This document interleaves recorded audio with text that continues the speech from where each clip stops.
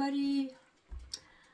I am gonna make rice milk because rice milk has gotten so expensive. Like a quart of it is almost like $8. So I thought, all right, I need to start making my own. And let me show you how. So I use brown rice, but you can use white rice, but brown rice milk tastes better. And you get a machine like this. If you don't have a machine like this, you can put it in your blender or whatever other stuff. If you don't even have any of those, that's fine too. You can do the old hand mixing. So this is called Soya Bella. This makes soy milk, rice milk, any kind of milk, nut milk. And this machine comes with 2 baskets, one for rice milk and one for beans. And this awesome little thing that you set this thing in.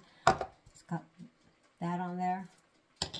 So here's the blade. It's just 2 blades, but very powerful blade.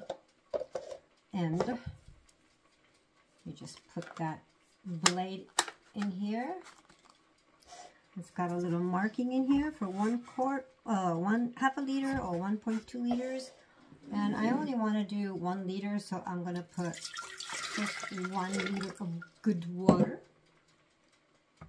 And then put this in here. And plug it in. And there's a setting here that says milk, mill, and